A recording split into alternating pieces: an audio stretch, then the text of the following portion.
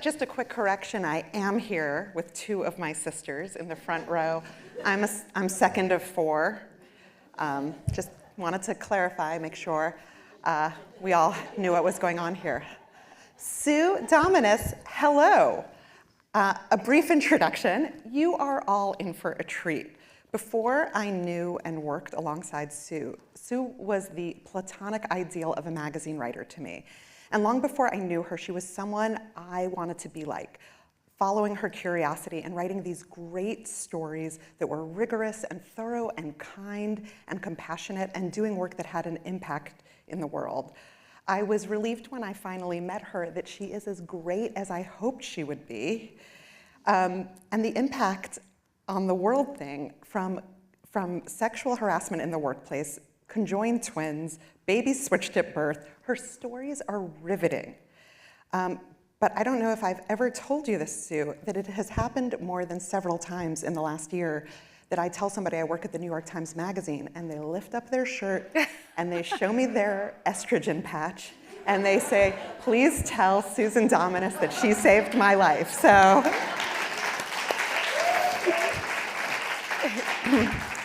Because as we all know, and as certainly the National Magazine Award Committee knows, Sue came as close to anyone could to curing menopause. And reading this book, I was reminded of those amazing... Is that me? Am I doing something wrong? Oh, okay, that's you, okay. I was reminded of all those amazing attributes. I went in nervous because whenever it is... Is this? You can hear that, right? Yeah. Okay. Is there?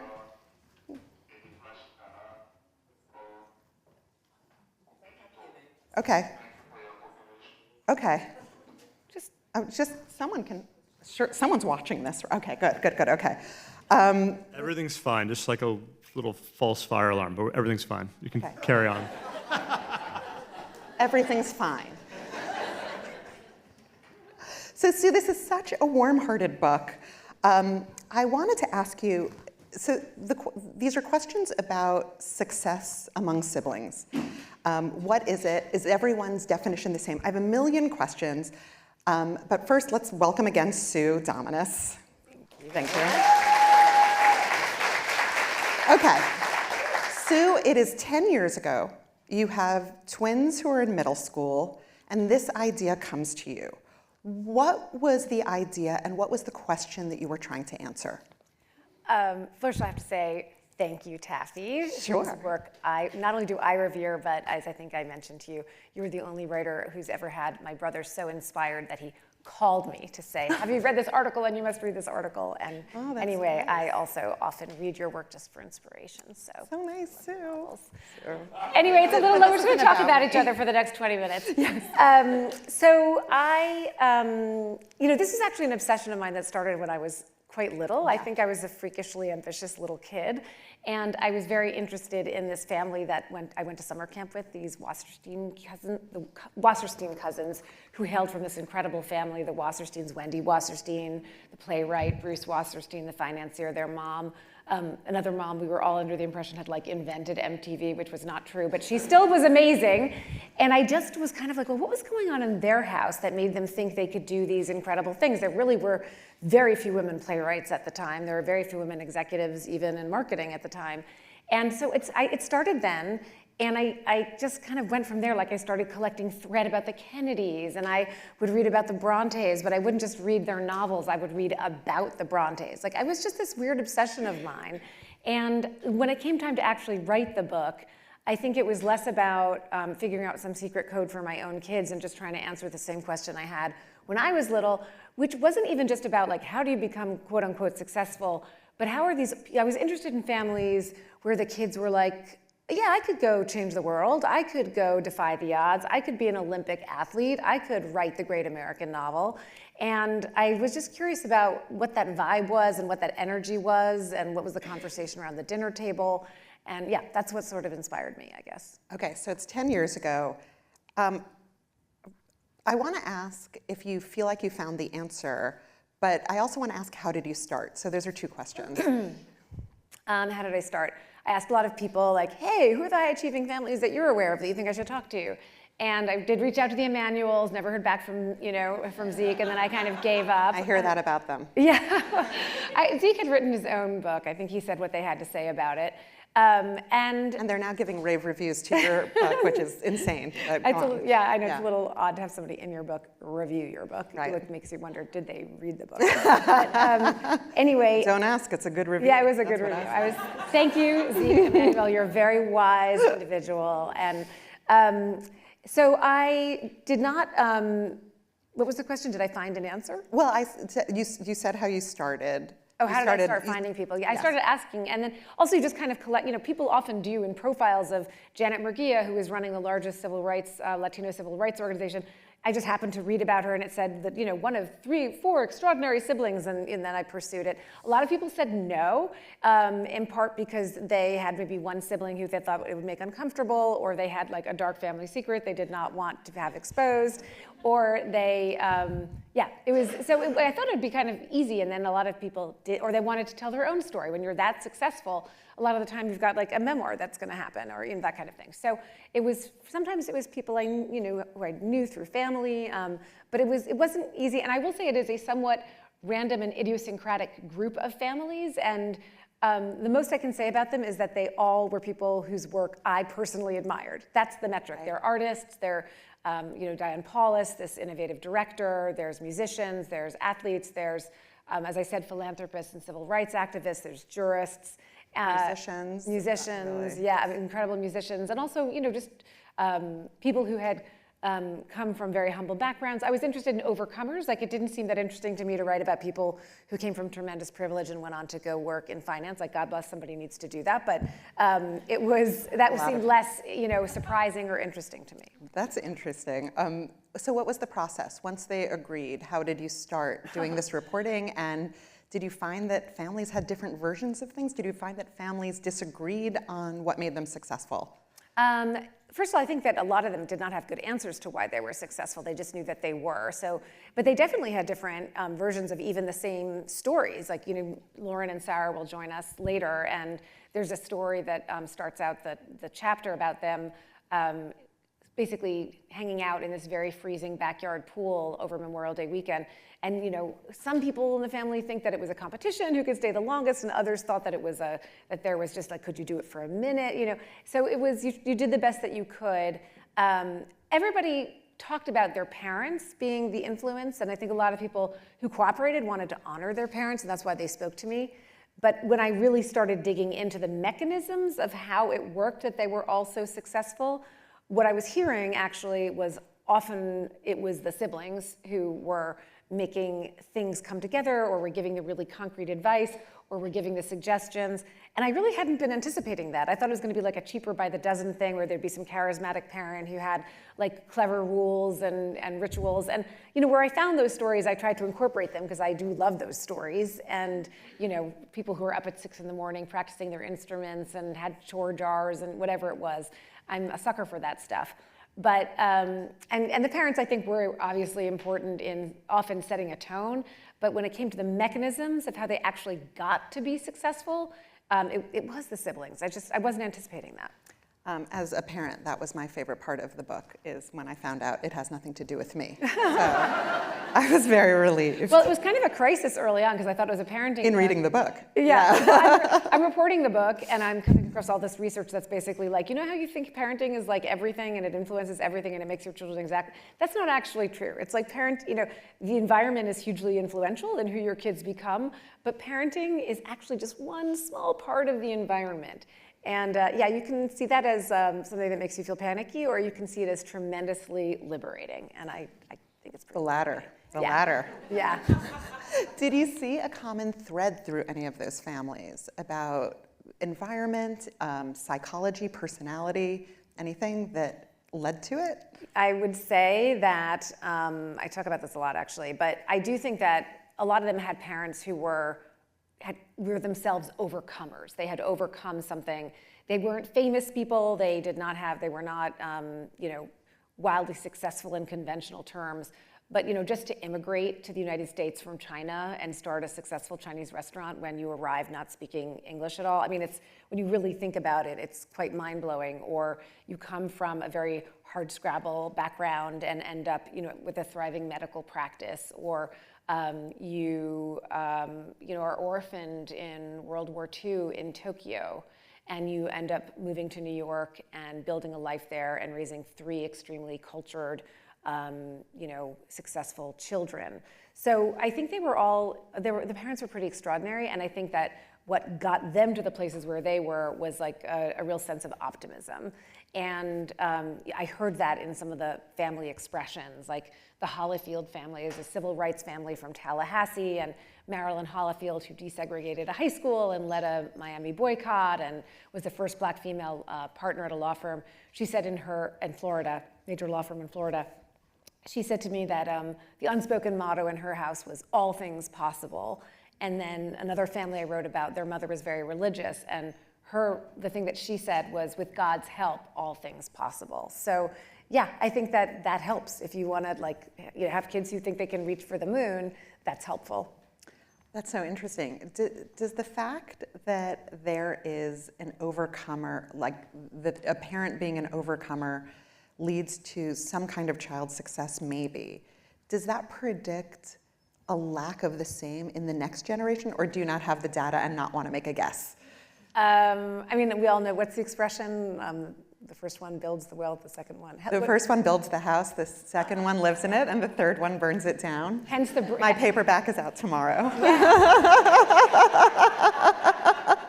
Hence the cover, that incredible cover of the house burning down, yes. Of Long Island Compromise.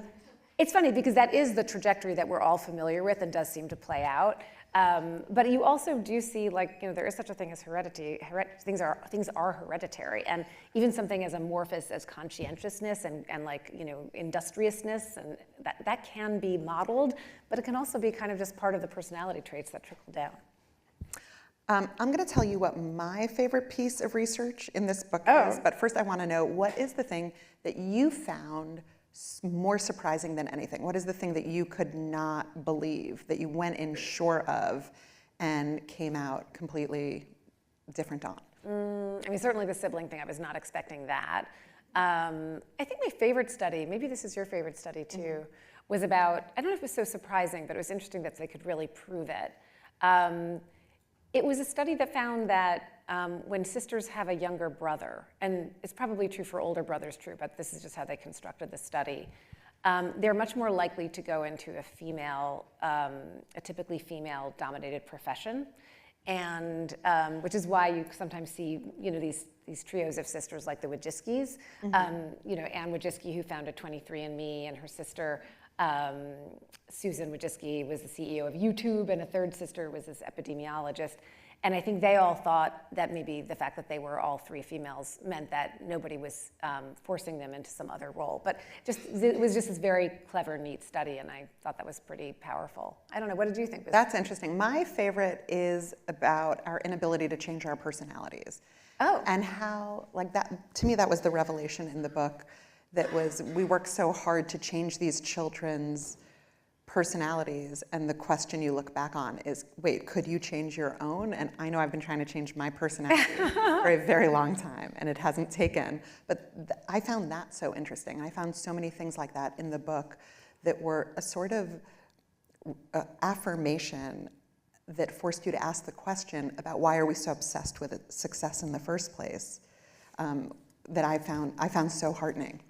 Well, I think it's this idea of right, I mean, it's so American to just this endless sense of the possibility of self-improvement, and I think that's part of optimism and that's part of inspiration. But the idea that, you're gonna, I don't know, I mean, I myself certainly have relied on lots of parenting books and taken, great comfort in just being given language to use sometimes in a crisis, that kind of thing. But the idea that you're gonna follow some other parent's model, some person who has perhaps so much energy that they're the kind of person who could manage to get their kids up at 6 in the morning to practice an instrument. And then you think, okay, great, I've been given the advice, no video games in the house whatsoever, that's the rule. Now you have to be the parent who is kind of an extraordinary person who, parent who could enforce that in the first place. Right. And I love that line from this guy, Dan Belsky, who says, if you think it's hard to change your child, try changing yourself first. Right. And by the way, I think our children are superb BS detectors. And so the idea of being a parent who's trying to emulate some other parent when it's not authentic to you is probably much worse than trying to just be yourself and the best version of yourself that you can be as a parent. That's very, very interesting. How are you changed? Actually, I'm going to ask another question first. And I wanted to ask this actually way back. So pretend I did. How do you define success for this book, right? I was thinking a lot about the word success and how I take for your word that these people are successful, but what were your personal metrics for what would make a family be called successful? Well, first of all, I decided not to involve people's personal lives. This was not going to be a referendum on whether people had lived a good life or a happy life even, or a worthwhile life. It was pretty traditional measures of success. And I was focused mostly on people who were, again, in fields that I admired in one way or another, and they were successful in that they had made change, or they had overcome, or they were trailblazers. And were, for the most part, the people in this book, I thought, were, doing good in some way. That was my measure. And I also picked the families because I thought, it's my book. I'm going to spend a lot of time with these people. I want to like them. And I really, really did enjoy the people in whose company I spent so much time. And you were asking, how did you go about reporting it? I just, I would show up and start asking questions, and then I would call back. And over years and years and years, and then the families kept changing over, it was embarrassing that it took me so long to write this book. But at the end of the day, I'm kind of glad that it did, because you see that success can be a moment in time. That's a big, part of understanding what success is. When I started the book, Anne Wojcicki was on top of the world. 23andMe was the hottest thing in biotech. And by the time I finished the book, I was literally doing the audiobook and having to change the language because it was in bankruptcy. So, things happened in families that were quite painful and difficult. And there was always that moment when that would happen, and I'd think, oh no, what am I going to do? And then I realized, no, this is part of life. And how do high-achieving families whose brand is success, how do they metabolize and respond and react? And those became really meaningful questions, and the families were so honest with me and humble and generous, and it really was, again, would I have been happier and everybody in my life happier had it taken fewer than 10 years? Yes. But as an experience overall, in some ways, I'm kind of glad that it did. Well, that's what you got. I want to ask about the sibling spillover effect, but I'm in time spillover, so I thought maybe we would have our siblings come out. That would be great. If Lauren and Sarah can come out. Lauren Groff and Sarah True are going to Lauren Groff, bestselling author. Here they are. Here they are. Yay! Olympian Sarah True. Hi, guys. Hi. Hi. Thanks for waiting. Thank you. Okay. I have a bunch of questions for each of you, but first I'm just going to let either one of you take this. What was the thing that made you say yes when Sue came along and knocked at your door? Oh, narcissism. What would we do By the way, without this it? is Lauren and that is Sarah. I just want to make it clear. Yeah. To be perfectly honest, I've loved her work for years and years and years. We grew up with the New York Times every Sunday, and for many, many years. And so it was flattering that she reached out, for sure. That's wonderful. And what was it? Big sister says yes, we're all on board. All right, Lauren, let's do it. Aww. And were your parents all in on it? Was there any hesitation? Eventually. You have an older brother, Adam. Yeah. So, do you mind if I Go, Well, please. This is how our life has been. Yeah. So they're very private people. They're very vulnerable people. And they were not sure. And I think they were just seduced over a decade by Sue. And she just, Who's got a good long slowly game? insinuated herself into our lives. And it was wonderful. It was really, really lovely. Yeah. Wonderful. Okay, now here are my pointed questions. Sarah, what does it mean to be Groffy? And also, I will point out that you did not keep your last name. And is there an association there? Okay, well, so Lauren was a little Angry.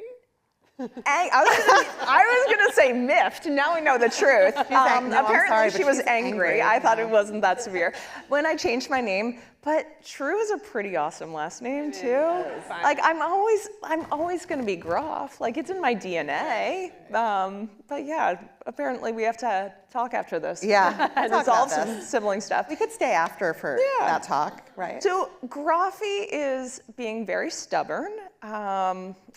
Sometimes to a fault. I think often to a fault. What else is groffiness? We do feats of strength when we're together. Yeah. Such as? Okay, so I don't want to take, you go. That was a question. No, typical older sibling, no. Yeah, so I think there's a physical stubbornness more than anything where, I remember we would do laps around the yard and be timed, and this was a fun thing. Like, can I beat everybody? Like, arbitrary distance, that's fun. Let's see who can handle the cold water soonest in the season once you scoop the frogs out of the pool. Standard family stuff. That's very, very funny. I'm still on it being fun to be timed while you're running. It was Sorry. amazing. We did a lot of that in our house too, by the way. My sons in the audience can attest to that. Lauren, you're from a family where success was so quantifiable, right? You have an older brother who is an entrepreneur. You have a younger sister who is timing an athlete. You went into the novel writing business where it's hard to know if you've had success, or it's hard to feel as successful, and you've gotten so many awards and so much approbation and such a bestseller, but is there something about your personality that wishes there was some sort of thing you could touch? Or, because I feel that way. So where's this question coming from? I know, I would just like to know. I would just like to know. Yeah, I mean, there is though, right? I mean, there's the platonic ideal of the story, and you come closer and closer to it. It's very similar to getting better at swimming, for instance, right? Every time that you go in the pool, you're getting a little bit better. Every time you sit down to write, you're getting a little bit better. I really see it as a continuum with athleticism in a very real way. So there is something that you can touch. It's that you come so close to the platonic ideal, you've forgotten what the platonic ideal is. Right. Right? So, and you can touch that. It's tangible. Wow, that's not the answer I was expecting. I love that. When you read the book, did you feel like you learned something new about yourselves, seeing yourself distilled by Sue?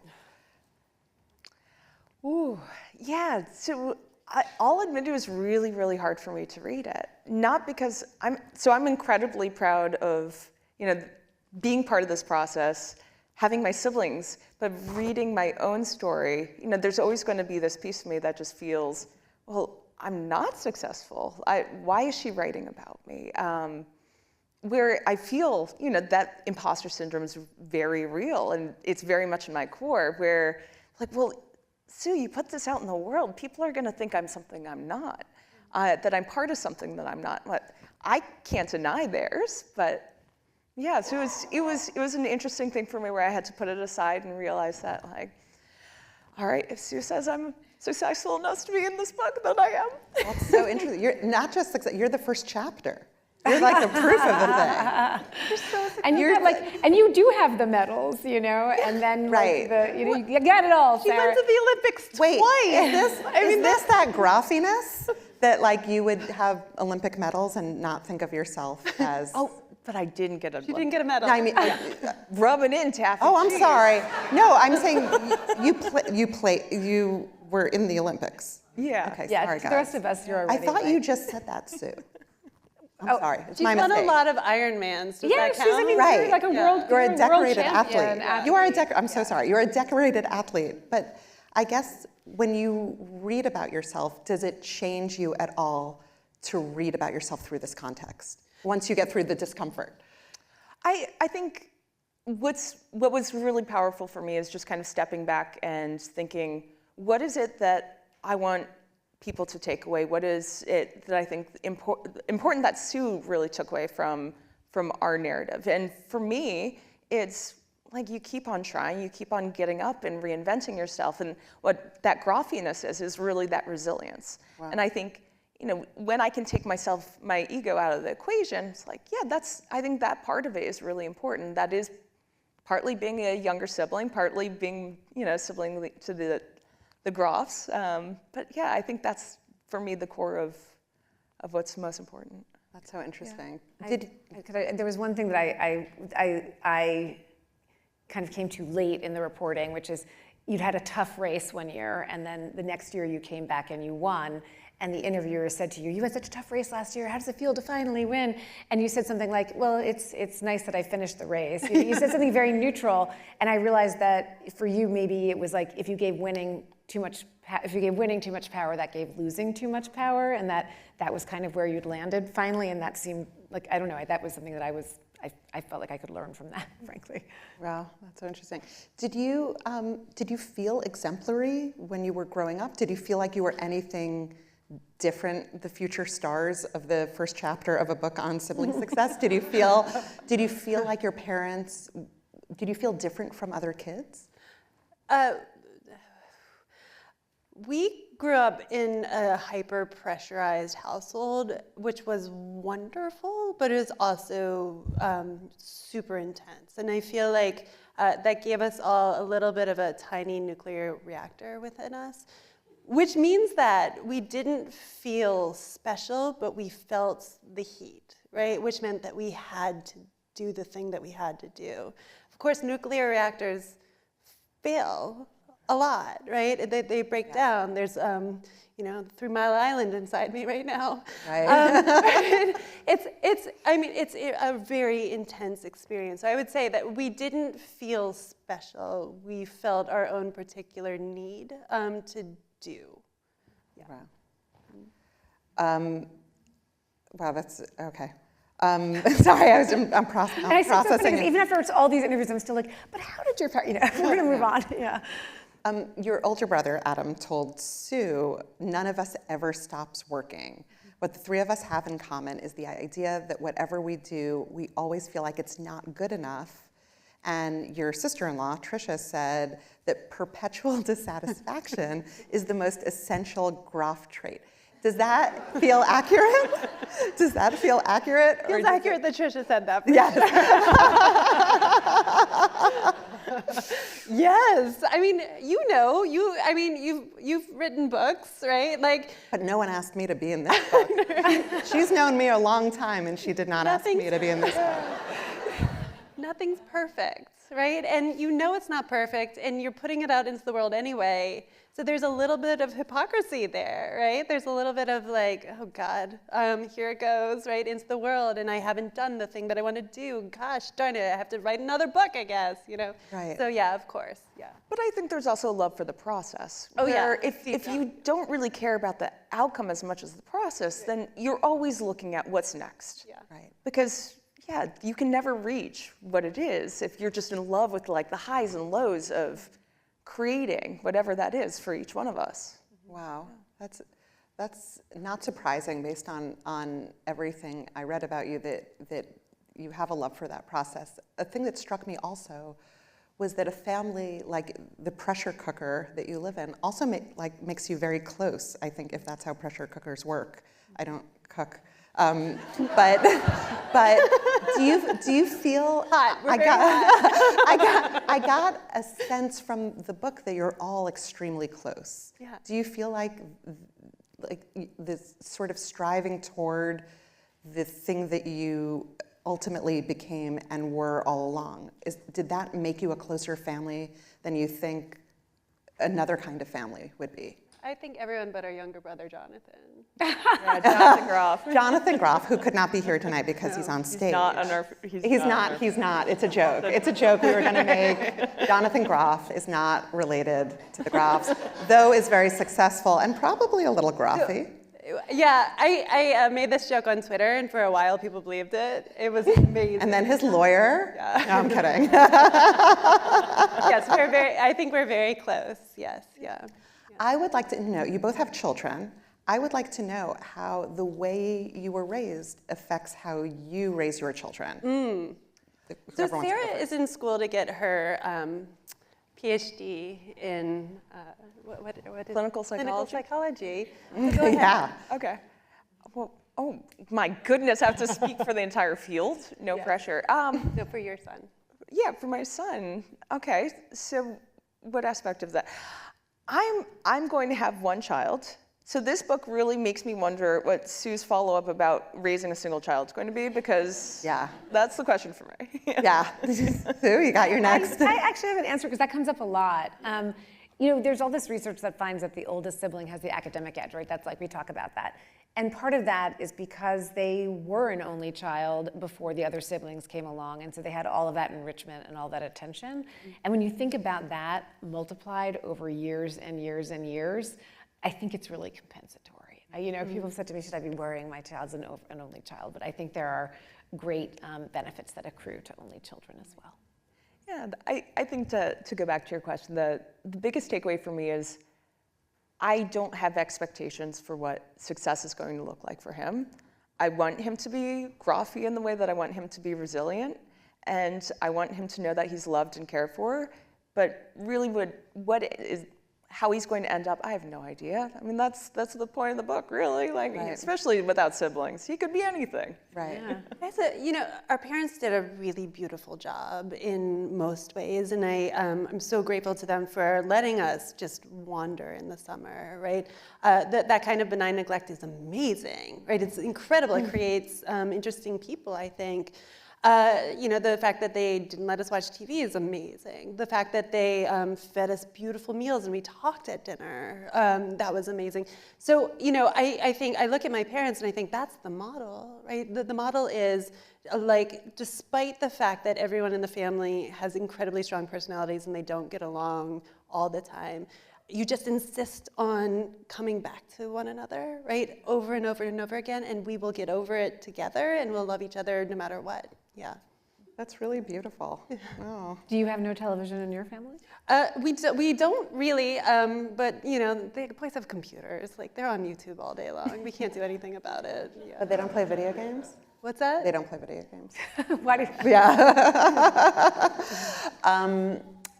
I wanted to ask, you sort of hinted at it, but I would like to get it out there. It's about birth order. Okay. You have something to say about birth order, and I'm here to agree or not agree. So are you. Can you tell us, Sue, about how birth order plays I have in no this? personal feelings about birth order. All I can do is report what the experts say. That's because she's a third child. That's so third According child to the best, of her. there's actually a whole field of research about the birth order of birth order researchers. That actually, that paper has been published. Like, so meta. I know.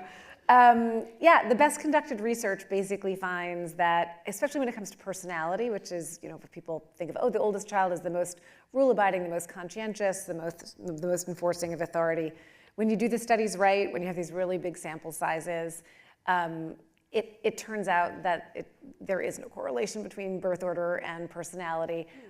And part of that is because we tell each other these stories. Like, of course, the oldest child seems like the most conscientious one because they are the oldest child, and so they're the most developmentally along. But when the youngest child gets to be that age, maybe that child would be the most conscientious, if you could compare them at the same age. And also that person who is maybe the most conscientious because they're the oldest, even if you compared them to the general population, they might not be particularly conscientious. So it's not a thing.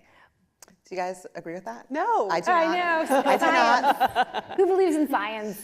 I believe in science. I believe in science. I don't believe I in that believe in science. Yeah. But so what you're saying is that my older sister will always be sort of better because she's older, like she keeps getting older than I am. Well, then it reinforces, right? Like you sort of, it becomes a self-fulfilling prophecy. No, she within agrees your with you that she's family. better. She's right there nodding. I won't even look at her right now. Well, I don't know that more conscientious necessarily even means better. I don't know. She thinks so. Just because I feel like I have to, what would your brother Adam say if he were here? What are the things that he would like? How did he feel reading the book? He would never be here. Okay, is that the answer? So that was a part of my feelings when I read the book. I'm used to being semi-public, right? Because I've sort of been in the world of literature. I've had interviews, whatever. But seeing the members of my family who haven't been in the public suddenly under the spotlight has been a little bit painful, actually. That is, that's made me feel anxious about having engaged, in this project, even though I'm so grateful to have been here too personally. It's just, it's exposing vulnerable people to a spotlight that they didn't really ask for. And I did ask for it because I knew that's why I was getting into it. So I don't think Adam would be here, but if he were here, he would say basically what we're saying, I believe. Yeah. I definitely was the most loved. Oh, by far. Everyone loved her the most. Typical third child. I mean, I was a peacekeeper. Oh gosh, everybody loves The research Sarah. backs it up. It's very third child. I'm so Very sorry, third Sue. child. I don't mean to, I know this is your bat mitzvah, but I disagree on this.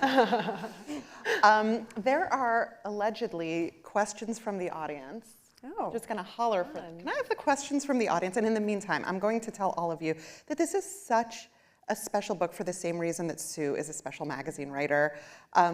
My favorite quote, I'm just going to leave you with that, is the thing that when I was sort of having a reaction and worried that I had done everything wrong, I read this and it comforted me.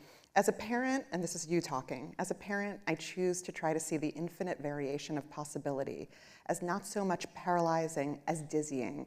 It's liberating, but also thrilling. Through simply loving your children, we have chance after chance after chance of doing something, knowingly or not, that might eventually take them down a road whose every turn we can't see, but that leads somewhere beautiful. That is Sue in a nutshell. So congratulations. thank you so much. Thank you so much. Thank you. Oh, Sue, do you have any advice for the less successful sibling? Sorry about that one. Do you have any advice for the less successful sibling? I love these. These are all aggressive. Go. These are amazing. I mean, I don't know. I guess I keep thinking, it's so funny that the sibling pair that I wish I had written about was Felicia Rashad and Debbie Allen, because their mother was also, this is going somewhere, I promise. I'm not just vamping. Their mother was this incredible woman and a poet and like a rebel, and she chased her ex-husband away with a gun. Like, she was just incredible. But also because Debbie Allen has this great line. For who here watched Fame growing up? Anyone? Well, there's this great line in the beginning. You guys not allowed to. You weren't watching Fame. I watched Fame, Why which am is I why I'm looking not at in the book. Debbie Allen says it's like it was in every single opener. She says fame costs, and it's right here is where you start paying. And then right here is where you start paying. So you saw it too, yeah. Obviously. Yes, obviously. Yes. And all I can say is that, like, I just think that many of the people I interviewed said that, everything in life is trade-offs, and there are costs and challenges to even to success, and there are burdens and there are demands, and I think it can look easier from the outside than maybe it is. Okay. How's that? That's good. No? That's good. Lauren's like BS. Okay, this next question has a plot. Okay, did you meet any people who felt their siblings undermined them? Undermined is underlined. But that the act of undermining actually helped or inspired them? Well, we talk about this in the book, so I don't think it's uncomfortable to say. I mean, Lauren would say, right, that your brother was like, Lauren's brother was a typical older brother who teased her and Beat me up. beat, so typical, but yeah, like instilled a kind of, you know, rage in you that made you want to sort of to do big, powerful things. And I mean, maybe I'll let you speak a little bit. No, I mean, it was more like just, you know, picking on me. That's it. And like, you know, just emotionally beat up. Yeah. I mean, I became a feminist at 12 years old because I just had enough of it. And that was like a big, huge revelation that women are actually equal to men, despite the fact of my bigger, stronger, smarter, better older brother. I actually wasn't lesser than him. And so, that was the beginning of the rage. It's never ended. Undermine a strong word. I do want to make a sibling correction here. At 12, you were still taller than I him. was much bigger than he was. Even though he was older. Yeah. True, actually. What's the age difference between you and Adam? I think it's 15 months, and then we're 3 years. 3 years, yeah. Okay. Sue, did you find that there was a cost to the drive and emphasis on success in these families? Was there a darker side? Actually, anyone can answer that. I mean, Adam himself said that to me. You know, he just, you know, watching his sisters at times and knowing that if they didn't achieve at the high level that they wanted to, which is to say literally the highest level in the world, that they would feel like a failure. And that was exactly what he said. This is the cost of all that stuff, meaning this level of dissatisfaction. You know, in one of the families I wrote about, the siblings, their mother expected extremely high performance, and when she didn't get it, she hit her kids. And that, I think all of them think, what came of their musical talent, in part, was like access to, you know, much more affluent lives than the ones that they had grown up in. But I think it would be a tough trade-off for them. I mean, they definitely take with them that feeling that a kid feels when they don't feel safe in their own home. Yeah. What, if at all, does adoption influence? How does adoption influence the dynamic? You know, I didn't write a lot about adoption, but there is this incredible family, the Colfax family, that I love. They were homeschoolers who basically built a homestead in the wilds of California, and their kids, I mean, it was just one of these things where kids, there was no water. They were like pulling water in buckets on pulleys up. I mean, so they were this very unusual family, and they sent, I think, the 3 of their kids to Harvard. And one of those kids was adopted, and they just didn't really, there wasn't a lot of discussion about it that he was adopted, I guess. And I think they just had raised their kids, and you know, everybody's an influence of like their genetic leanings and then the environment. And in the case of the Colfax family, the environment was so unusual and so overpowering, and also there was no other environment. It wasn't like they were going to school with other kids. They weren't watching television. So the family, in that case, had a really, in that case, the parenting really mattered. You know, it's in the extremes that you see the parenting matter. So that's sort of my best example. There's part of the book where you do a sort of compendium of parenting books that are out there about this. Yeah. And each one is crazier than the next. Which did you find to be the craziest? I'll answer. Let's hear it. Say it's the tennis dad. Wayne Bryant. Yes, the tennis dad who had tennis twins. They're the most winning doubles team in history, the Bryant twins. They're amazing. Yeah, Sure, amazing. the book could be better. They're great, and that's a weird book. What did you find? Have you read it? I read about it. Oh, okay. I did not, but that's a good idea. I mean, maybe you'll read it for for your psychology classes of how to. I don't know. Yeah, I mean, some of the things he said it was both funny because some of the things were so banal, like make sure that practice is fun, and he would make it with a capital F, or like take your kids out for pizza after the game. I was like, I'm pretty sure we took our kids out for pizza after the game. But he also had them doing things like writing, like that every once in a while something would creep through that you were like, okay, this is unusual. He would have the kids write their goals and dreams and tape it on the mirror in the bathroom. And I just remember thinking, like, how intense that, like, that's the last thing you're supposed to think about before you go. Like, think about all the things that a kid can, like, wonder about and dream about, but they're supposed to be, like, brushing their teeth and thinking, one day I'm going to make it to Wimbledon, you know? Yeah. So, like, Katie Ledecky does this, and it's really worked for her. Yeah, maybe we should all try it. Yeah.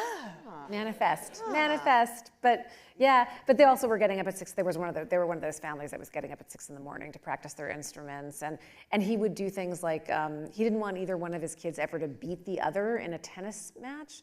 And so if they were the last two in the finals of a tournament rather, he would make them, one of them would have to forfeit, basically.